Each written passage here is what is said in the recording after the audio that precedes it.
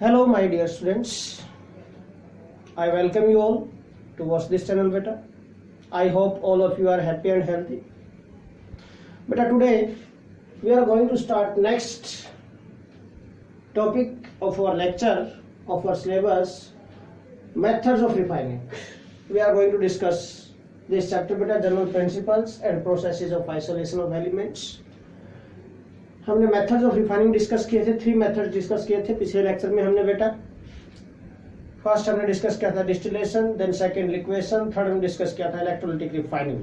Today we are going to discuss these 3 methods, zone refining, vapour phase refining and chromatography. 3 methods आज discuss करेंगे हम। Okay, तो we are going to start next method बेटा। जो fourth method है methods of refining का, that is zone refining. Zone refining, or this is also called beta fractional crystallization. Fractional crystallization. Next method है हमारा zone refining और fractional crystallization.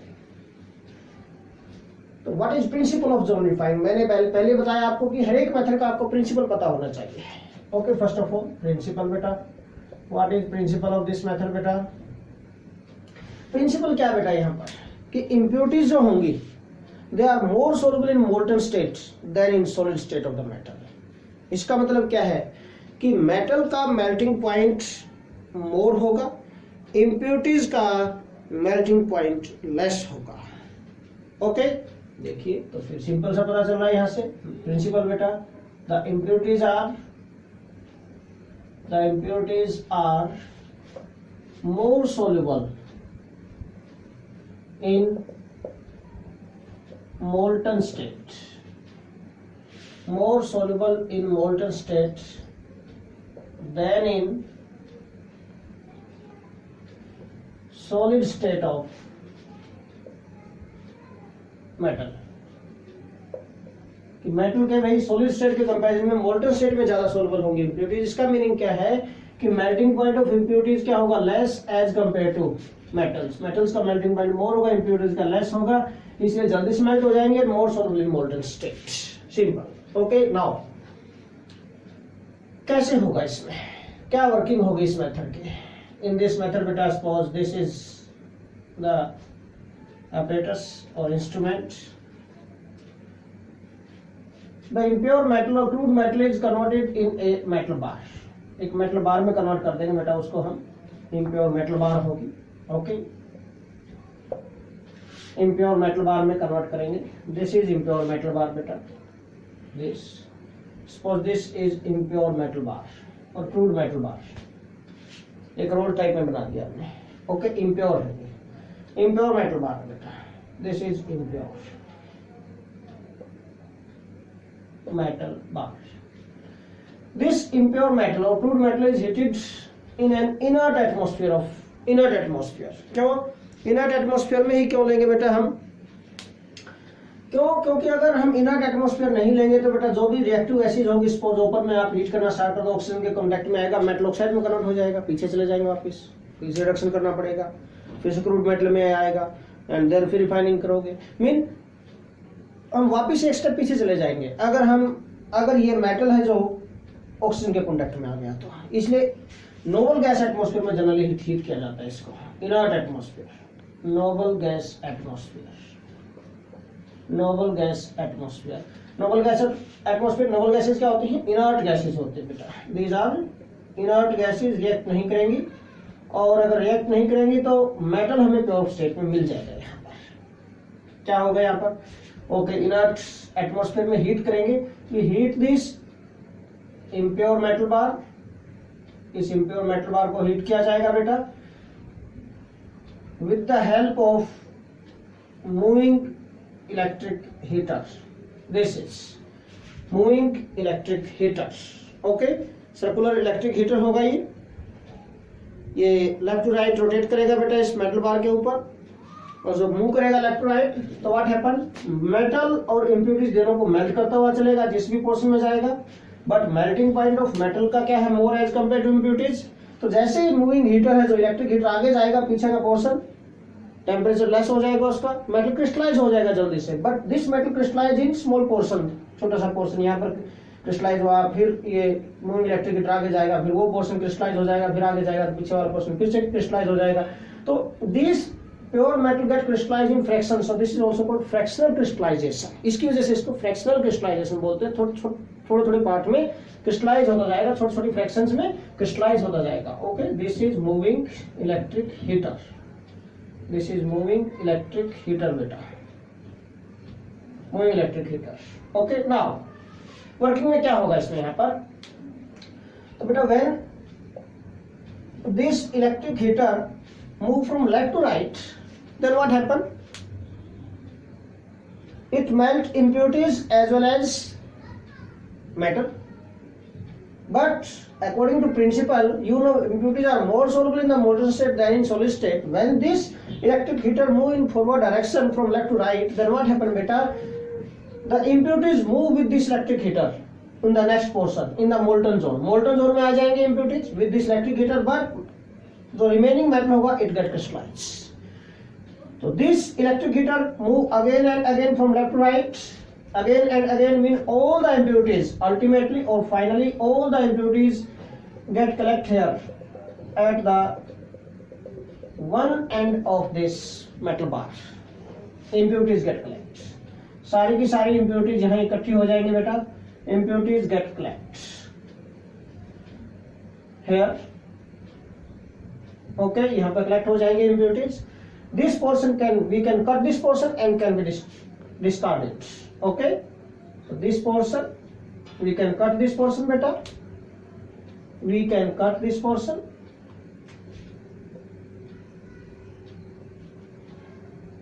cut this portion and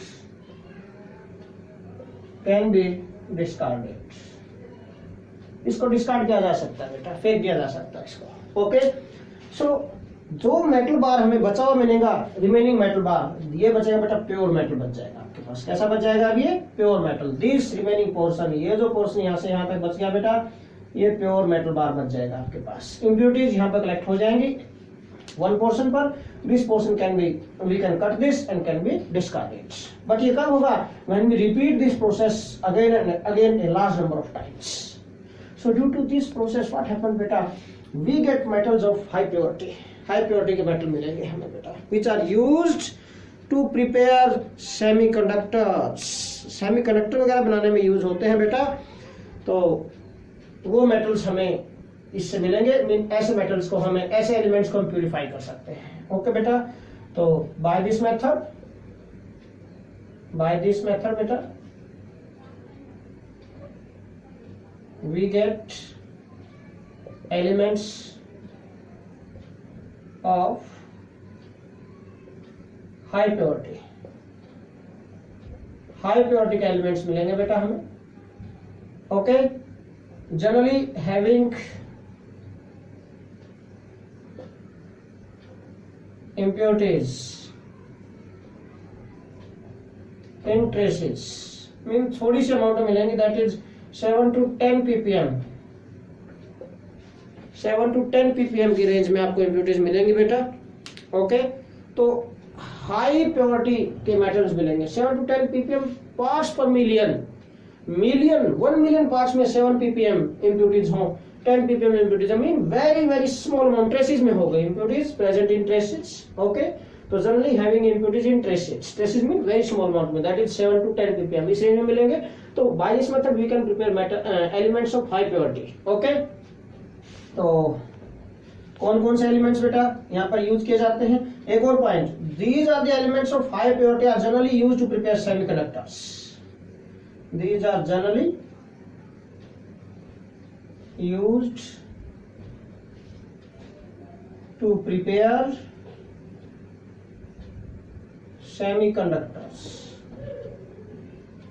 semiconductors।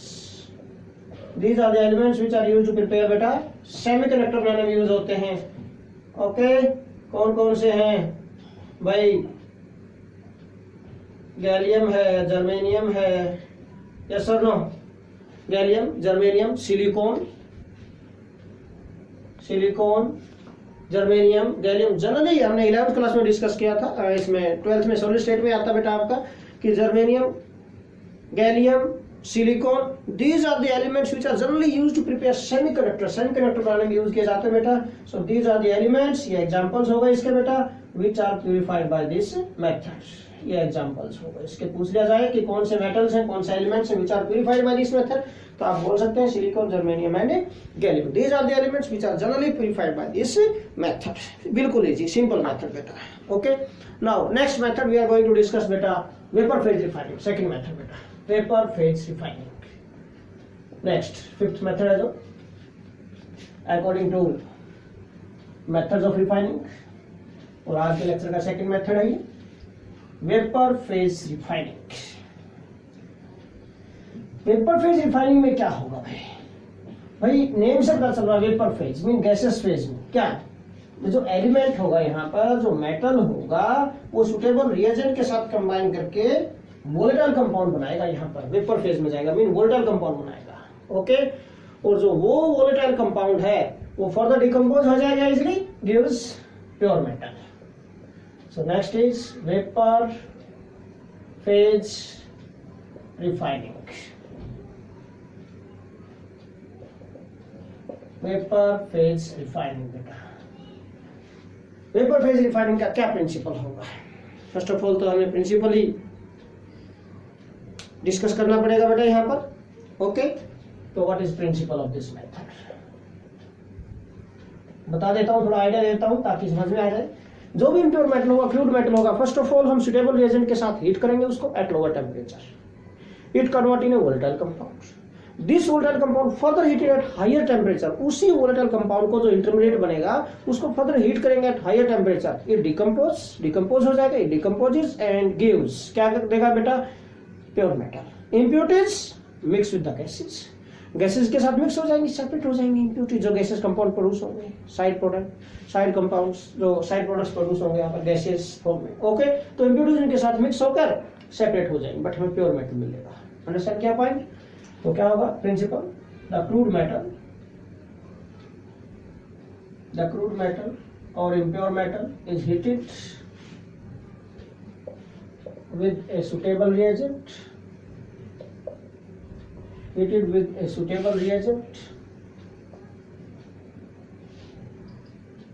at lower temperature,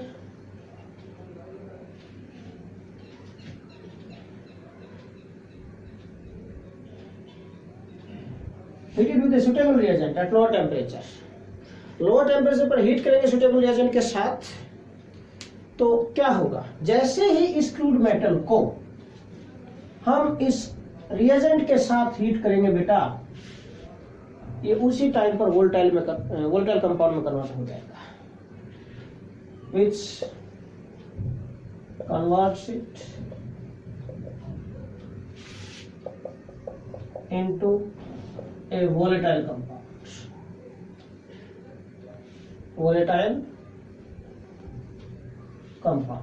जो इसको एक volatile compound में convert करेगा बेटा। Okay, this volatile compound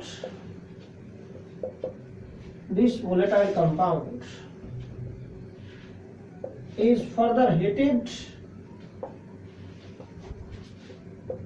at higher temperature बेटा,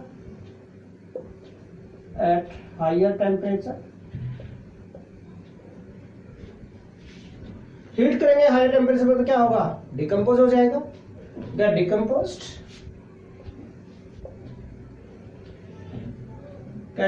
decomposed, and gives pure metal।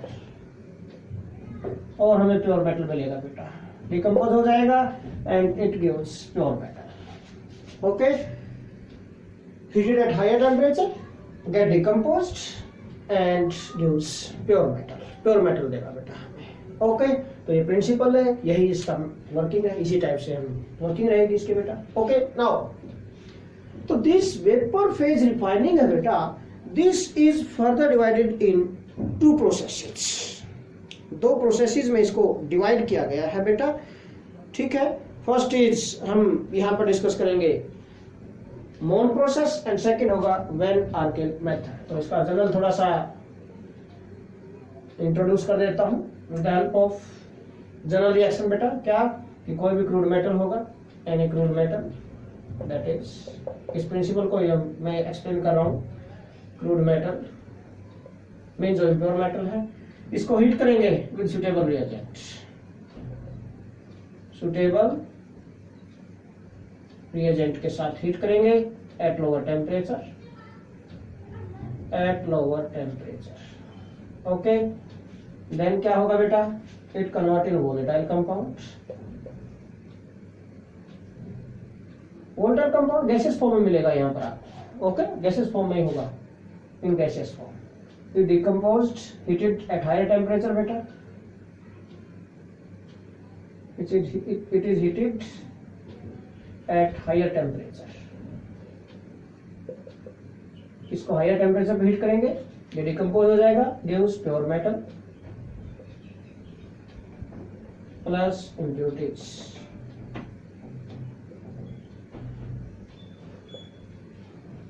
Next with gases, gases जो produce होंगी यहाँ पर, इम्प्यूरिटीज उनके साथ मिक्सअप हो जाएंगे बेटा। अंडरस्टैंड क्या पॉइंट, कैन बी सेपरेटेड।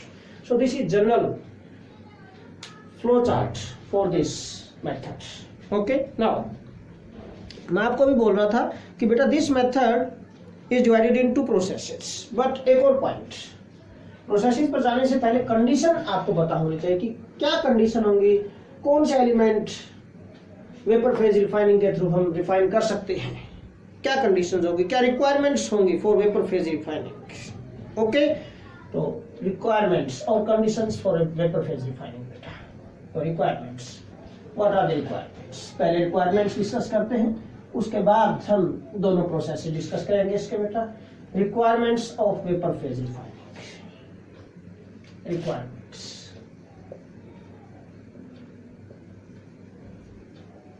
और वी कैन से कंडीशंस भी बोल सकते हैं, कंडीशंस ये हो गई है for vapour phase refining,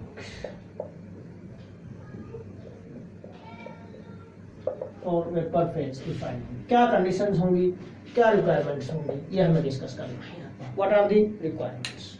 okay, क्या क्या रिक्वायरमेंट, टू रिक्वायरमेंट्स आ गया। फर्स्ट क्या रिक्वायरमेंट होगी बेटा, तो मेटल होगा, द मेटल और we can say crude metal should form a volatile compound when it is treated with suitable reagent बेटा। जब इसको suitable reagent के साथ ट्रीटमेंट किया जाएगा तो suitable volatile compound बनना चाहिए। Okay, the metal should form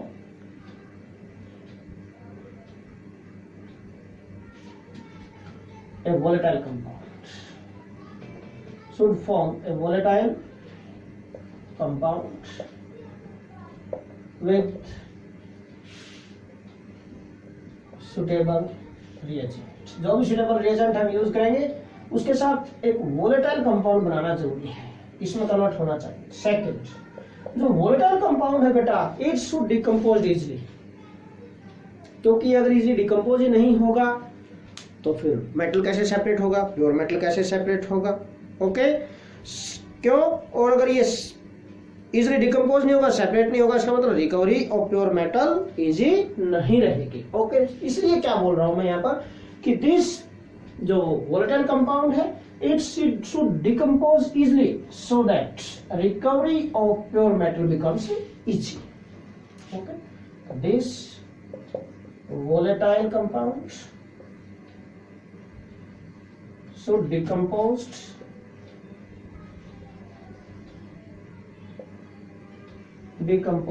easily so that recovery of pure metal becomes easy, ताकि जो रिकवरी है प्योर मेटल की ये इजी हो जाए बेटा। Okay, so that recovery of pure metal becomes easy. क्यों, क्योंकि डिकम्पोज नहीं होगा तो फिर प्योर मेटल को कैसे सेपरेट करेंगे। तो these are the two main requirements और conditions for vapour phase refining. Okay, now बेटा this vapour phase refining is divided in two processes. This vapour phase refining है बेटा, it is divided in two processes. First is Mohn process and second is beta Van Arkel method. Principle तो यही होगा, दोनों का same ही है, but ये अलग अलग एलिमेंट के लिए यूज किए जाते हैं प्यूरिफिकेशन के, इसलिए टू प्रोसेसेस में डिवाइड किया गया बेटा, Mohn process and second is Van Arkel method. Okay, now discuss both of these methods one by one, both of these processes one by one. Okay, mean vapor phase refining को two processes, two different processes में separate किया जाता है. Okay, तो these are the two different processes of vapor phase refining. दोनों vapor phase refining की process है, different process है. First हम discuss कर रहे हैं बेटा इसमें Mohn process. तो Mohn process है बेटा, this process is used for purification of बेटा निकल, स्पेशली निकल की प्यूरिफिकेशन के लिए यूज किया जाता है इसको. ओके, तो सुटेबल रिएजेंट होगा यहाँ पर for this method. Suitable reagent is carbon monoxide gas, ये होती है. तो सुटेबल रिएजेंट होगा, this is carbon monoxide gas बेटा है for this method. Okay, now what happens, क्या होगा इसमें, निकल सॉलिड इम्प्योर है जो, इसको हीट करेंगे विद कार्बन मोनोऑक्साइड गैस, इसके साथ हीट करेंगे बेटा, कन्वर्ट इन NiCO4. ये वोलेटाइल कंपाउंड बना है, निकल टेट्रा कार्बोनिल जो बना है, दिस इज वोलेटाइल कंपाउंड बेटा. तो हमें वोलेटाइल कंपाउंड कब बनेगा, जब इस इम्प्योर मेटल को सुटेबल रिएजेंट के साथ, this is suitable reagent, lower temperature पर हीट करेंगे इसके साथ, that is around 350 to 330 to 350 350 kelvin temperature पर, लोअर टेम्परेचर पर इसको हीट करेंगे. It convert in this volatile compound, 4 times है CO, 4 टाइम हो गया, बैलेंस हो गया बेटा. इसको फर्दर हीट करेंगे, फिर this is heated further at higher temperature. Learn कैसे करना आपको इजीली हो जाएगा, 100 का डिफरेंस है, 350 पर फिनिश हुआ, यहाँ पर यहाँ 100 ऐड कर दो, 450 से 470 केल्विन, ये रेंज है, बस कुछ भी नहीं. हायर टेम्परेचर पर हीट करेंगे, इट गेट डिकम्पोज. ये जो वोलेटाइल कंपाउंड था बेटा, this is volatile compound, this volatile compound get decomposed, gives pure metal, nickel solid, pure metal बन गया बेटा, plus 4 molecules of carbon monoxide gas. Impurities इनके साथ गैसेस के साथ मिक्सअप हो गई. मैंने जनरल फ्लो चार्ट में बताया था आप लोगों को कि impurities mix with gases produced है, तो वी गेट प्योर निकल, है ना. कोई कहेगा यहाँ पर कि सर ये निकल प्लस CO है ना, लास्ट में भी निकल प्लस CO, देखो ऐसे मिलेगा, क्या प्रॉफिट है रिएक्शन का, ये देखो यहाँ पर इम्प्योर, ये प्योर मेटल बन गया. जो इसके अंदर इम्प्यूरिटीज थी मिक्स्ड थी इस निकल, इम्प्योर निकल के साथ, क्रूड निकल के साथ बेटा, वो इस कार्बन मोनोऑक्साइड के साथ मिक्सअप होके मिक्स्ड टू द एटमॉस्फेयर, भी यहाँ से सेपरेट हो गई है. क्वांटास में ये डिफरेंस है यहाँ पर इस रिएक्शन में. नाउ सेकंड है जो वैन आर्केल मेथड बेटा. Van Arkel method is specially used to purify the metals बेटा which are used in space technology. Space technology में जनरली जिरकोनियम एंड टाइटेनियम, ये 2 एलिमेंट्स यूज किए जाते हैं. सेकंड जो हम प्रोसेस यूज कर रहे हैं बेटा यहाँ पर डिस्कस कर रहे हैं now, that is Van Arkel method. Okay, Van Arkel method में जो सुटेबल रिएजेंट होगा दैट इज आयोडीन, आयोडीन होगा बेटा. Second process of this Van Arkel method, this, तो it is used to purify those elements, especially to purify those elements which are used in space technology.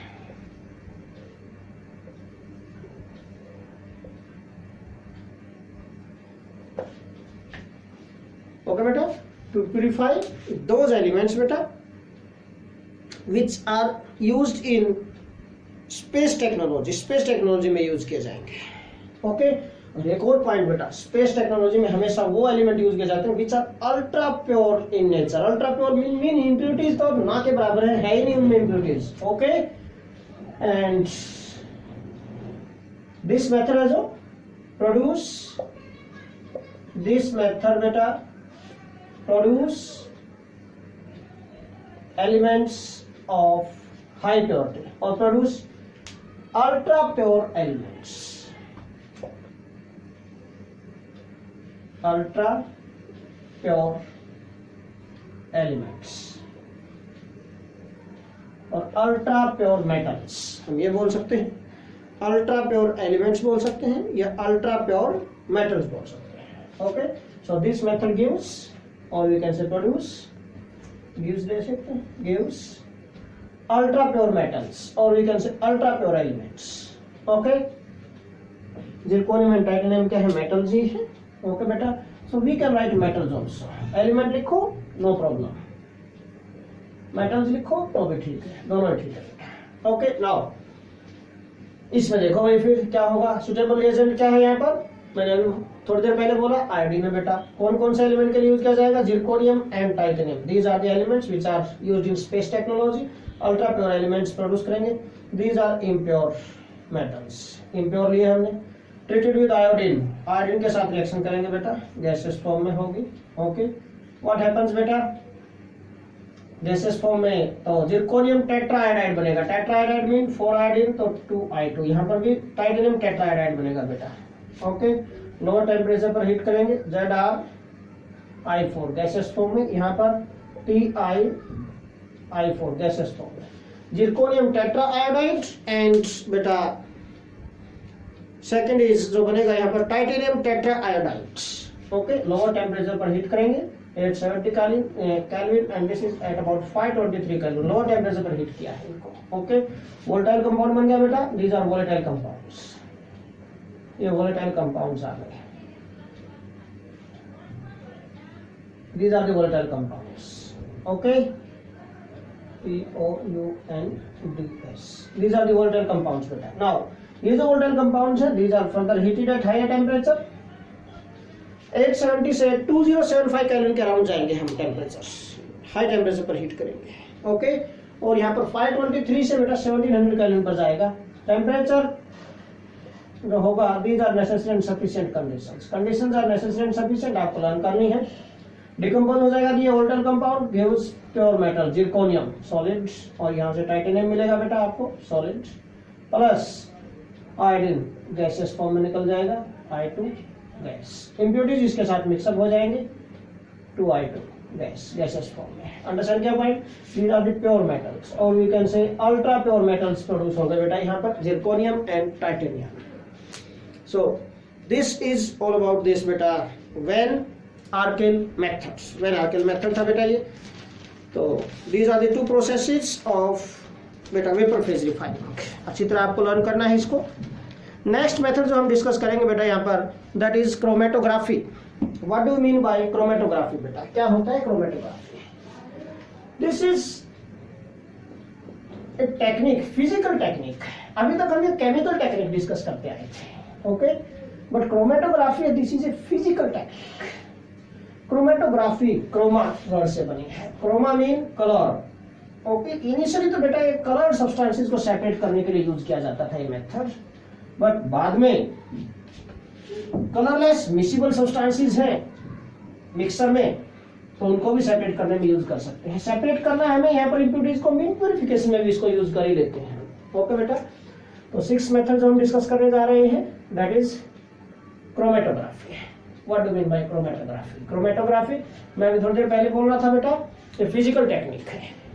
Okay, chroma word related to colour. Starting में colour के लिए use किया. Colour सिर्फ colour component को ही separate कर सकते थे, colour components of the mixer को ही सेपरेट कर सकते थे, बट बाद में मॉडिफाई किया गया इसको, और कलरलेस सब्सटेंसेस के लिए मिक्स कंपोनेंट्स होंगे किसी भी मिक्सर के अंदर, मिसिबल कंपोनेंट्स होंगे, मिसिबल 100% मिसिबल हो जाए, उनको भी हम सेपरेट कर सकते हैं इससे. अंडरस्टैंड किया बेटा. तो this is a physical technique, a physical technique, a physical technique बेटा. This is a physical technique which is used to separate or we can say purify. Okay, separate करने के लिए यूज किया जाता था. तो अगर सेपरेट ही करते हैं तो प्यूरिफिकेशन में यूज हो ही जाएगा, कोई दिक्कत नहीं है. पहले मेन पॉइंट सिंपल लिखता हूं मैं, which is use to separate miscible components.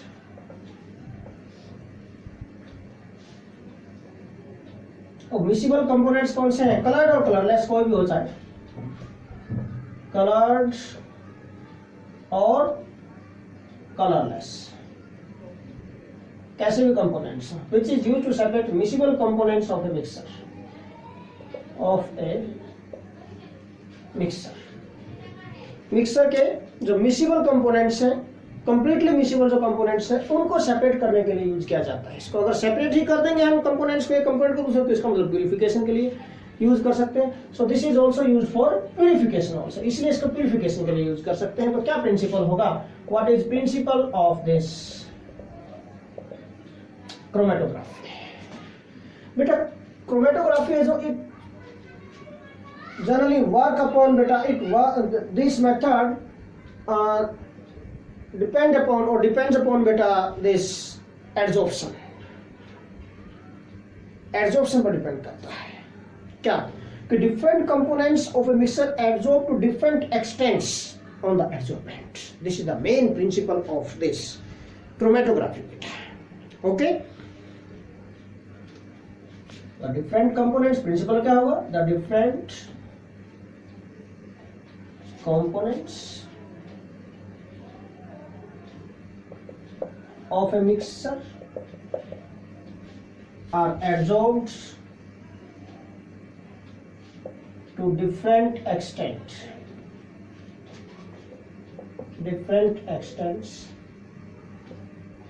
on the adsorbent, okay beta. So this is main principle of beta chromatography. Different components of a mixture are adsorbed to different extents on an adsorbent.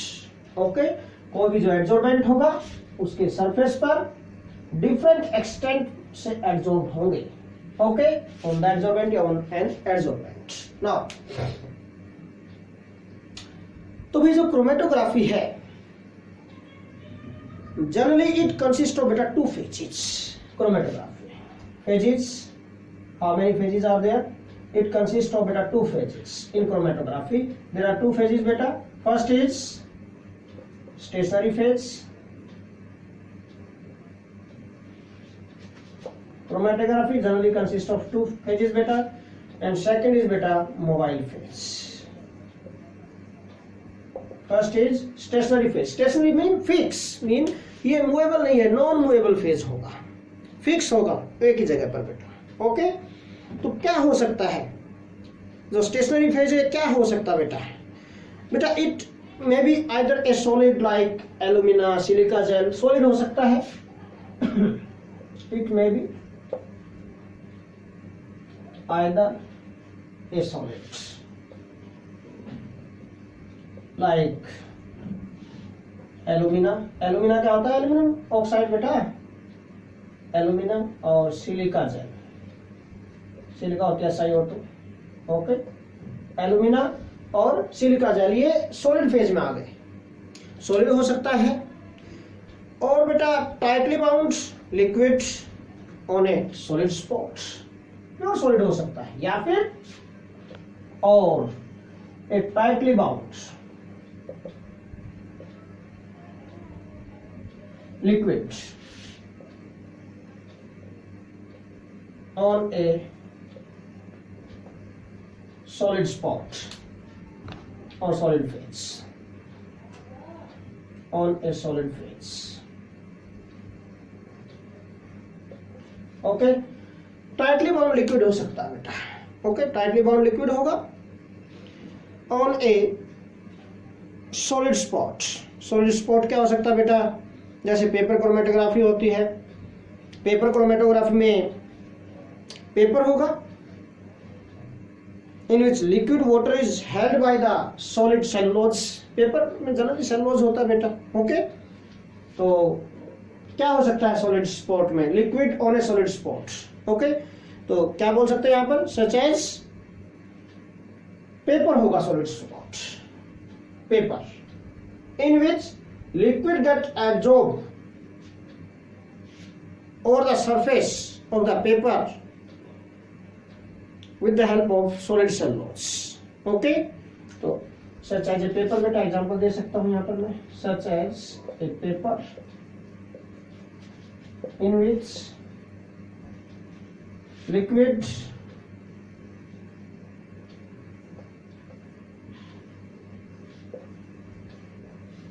held by the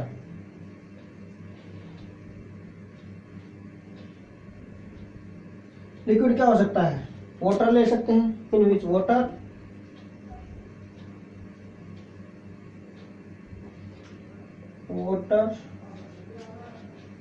held by the paper, paper catch करके रखता है, hold करके रखता है इसको बेटा. Okay, held by the paper. Cellulose होता है पेपर के अंदर, held by cellulose in the solid paper. Okay बेटा, तो held by the solid cellulose, हम डायरेक्टली ये बोल देते हैं पेपर की बजाय held by the solid cellulose. क्यों, पेपर में अभी मैं थोड़ी देर पहले बोल रहा था सेलुलोज होता है, held by the solid cellulose. Okay बेटा, तो सॉलिड सेलुलोज यहाँ पर सॉलिड स्पॉट हो गया यहाँ पर इसके लिए, दिस इज सॉलिड स्पॉट. तो लिक्विड क्या हो गया, water held by this solid cellulose. Okay, ये इसको होल्ड करके रखेगा बेटा. तो this is stationary phase. Stationary phase हो सकते हैं बेटा यहाँ पर, या तो एल्यूमिना हो सकता है, या सिलिका जेल हो सकता है, या फिर कोई भी टाइटली बाउंड लिक्विड होगा, उन्हें सॉलिड स्पॉट. सेकेंड बेटा मोबाइल फेज. मोबाइल फेज में क्या हो सकता है, mobile phase can be liquid, gas और super critical fluid like carbon dioxide. Mobile phase जो होगा बेटा, मोबाइल फेज में भी इट में बी सॉलिड, लिक्विड, इट में बी लिक्विड और गैस. ओके, लिक्विड और गैस, इट में बी लिक्विड और गैस, कोई भी लिक्विड हो सकता है या फिर गैस हो सकता है. और क्या हो सकता है, super critical fluid, liquid, gas और super critical fluid like carbon dioxide, CO2. Okay बेटा, सुपर क्रिटिकल फ्लूइड हो सकता है लाइक CO2. अंडरस्टैंड क्या पॉइंट. तो ये मोबाइल फेजेस हो सकते हैं विच कैन मूव, और मोबाइल फेज के साथ ही कंपोनेंट है जो मिक्सर के, वो मूव करेंगे यहाँ पर. अंडरस्टैंड क्या पॉइंट यहाँ पर. नाउ टाइप्स ऑफ क्रोमेटोग्राफी बेटा. क्रोमेटोग्राफी डिफरेंट टाइप की होती है भाई. कॉलम क्रोमेटोग्राफी हो सकती है, partition, gas, paper chromatography, different type की क्रोमेटोग्राफी है बेटा. Types of chromatography. Now types of chromatography, तो डिफरेंट टाइप की क्रोमेटोग्राफी पॉसिबल है भाई, डिफरेंट टाइप क्रोमेटोग्राफी पॉसिबल होंगे बेटा. Types of chromatography, different types of chromatography are possible. कौन कौन सी बेटा, column chromatography,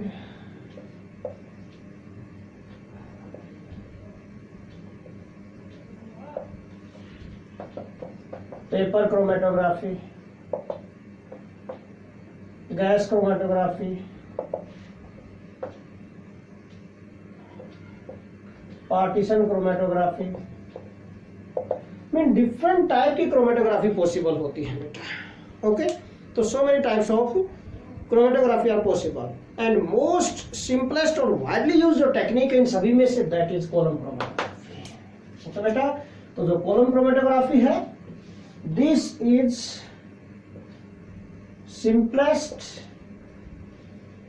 and most widely used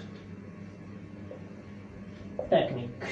Okay, simplest भी है and this is बेटा most widely used technique भी है out of all these types of chromatography. तो हम इसी को डिस्कस करने जा रहे हैं आज क्रोमेटोग्राफी में, कॉलम क्रोमेटोग्राफी. प्रिंसिपल तो वही होगा बेटा, the different components of the mixer get adsorbed on the surface of adsorbent based upon their polarity. Polarity पर बेस होकर एडजॉर्ब हो जाएंगे और उसके अकॉर्डिंग मूव करेंगे। ओके, तो प्रिंसिपल मेनली वही है तो टाइप की chromatography. Okay, the different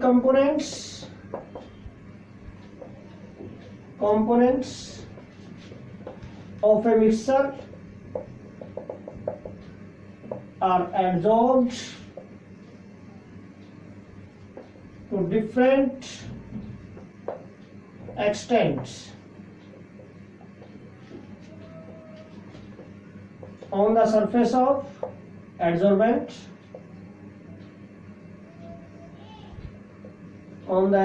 beta, depending upon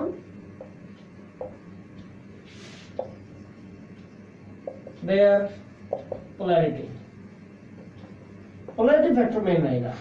okay, क्या होगा बेटा इसमें देखो, मेन भाई मोर पोलर तो मोर टाइटली बाउंड होगा। मान लिया हमने जो सॉलिड फेज लिया है मोर पोलर है, तो लाइक डिसॉल्व्स लाइक होता है, जैसे पोलर के साथ बाउंड होगा, नॉन पोलर के साथ। ओके, मान लिया हमने सॉल्वेंट ले लिया भाई, जो मोबाइल फेज लेंगे यहाँ पर, तो मोबाइल फेज नॉन पोलर नहीं, जनरली हम पोलर लेंगे यहाँ पर। ओके, और मोबाइल फेज जनरली चूज किया जाता है, मोबाइल फेज ऐसा चूज किया जाता है, कंपोनेंट्स की पोलैरिटी चेक की जाएगी, उस पर बेस होकर मोबाइल फेज चूज किया जाता है बेटा।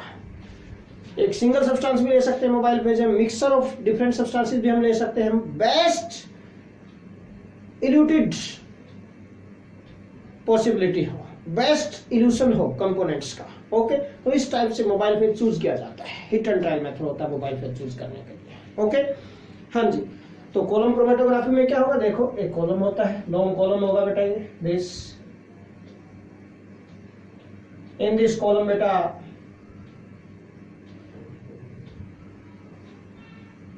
ये स्टॉपर होगा यहाँ पर, दिस इज ग्लास वूल,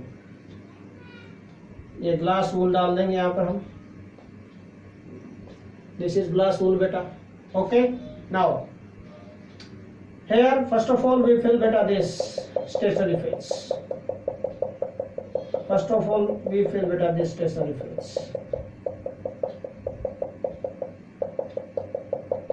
ये stationary phase fill करेंगे हम, this is stationary phase, ये stationary phase होगा बेटा, this is stationary phase। क्या एल्यूमिना ले लो, सिलिका जेल ले लो, कुछ भी ले लो आप, अंडरस्टैंड क्या पॉइंट, कोई भी स्टेशनरी फेज हम यहाँ पर यूज करेंगे, मीन एडजॉर्बेंट का काम करेगा, this acts as adsorbent. Okay, now इसके ऊपर हम फिर क्या, जो भी हमें मिक्सर जिसमें से हमें सेपरेट करना है कंपोनेंट्स को, उसकी एक लेयर बनाएंगे बेटा, this is the layer of mixer, ये हो गई लेयर ऑफ मिक्सर बेटा। ओके, कंपोनेंट्स मिक्सर बोल देते हैं, सिंपल मिक्सर लिख देते हैं बेटा, यहाँ पर मिक्सर होगा, यहाँ पर this is mixer having components A plus B plus C, 3 components है, प्लस एंड भी इसके अंदर स्पॉट्स, थोड़ी बहुत रेत भी प्रेजेंट हो सकती है। ओके, नाउ अब इसके ऊपर हम सोलवेंट डालेंगे भाई, इसके ऊपर हम सोलवेंट डालेंगे तो जो मोबाइल फेज का काम करेगा, हेयर वी एड सोलवेंट, इसके ऊपर हम सोलवेंट डालेंगे, solvent acts as mobile phase, यही जो होगा मोबाइल फेज होगा बेटा, this is solvent, this acts as mobile phase. अब सपोज 3 कंपोनेंट है, ए बी सी, 3 कंपोनेंट्स है बेटा, this 3 components are there, A B C. Assume कर लेते हैं कि ए जो कंपोनेंट है बेटा, this is most strongly adsorbed और दिस एडजॉर्बेंट, ए कंपोनेंट है मोस्ट स्ट्रॉन्गली एडजॉर्ब्ड, ये मॉडरेटली एडजॉर्ब्ड होगा और द एडजॉर्बेंट, और दिस इज बेटा लीस्ट स्ट्रॉन्गली एडजॉर्ब्ड होगा, least strongly adsorbed. Least adsorption जो होगा, और we can say weakly adsorbed होगा over this adsorbent, weakly adsorb बोल सकते हैं इजीली, है ना, weakly adsorbed. Weakly absorbed. Okay बेटा, नाउ जो कंपोनेंट वीकली एब्जॉर्ब होगा, मीन ये स्टेशनरी फेज उसको पकड़ नहीं पाएगा, तो इस सोलवेंट के साथ वो स्ट्रांगली मूव करेगा in downward direction. Mean least absorb कौन सा होगा?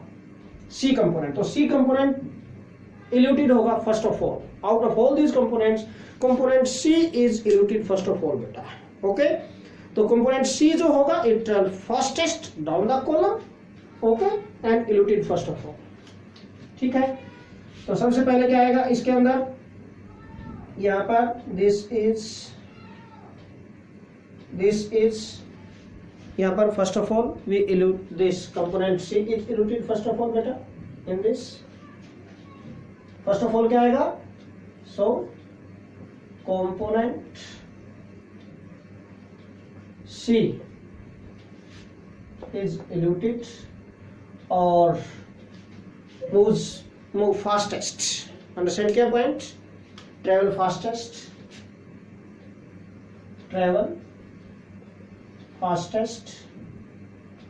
down the column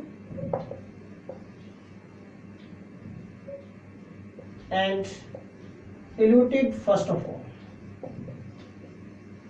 सबसे पहले आएगा followed by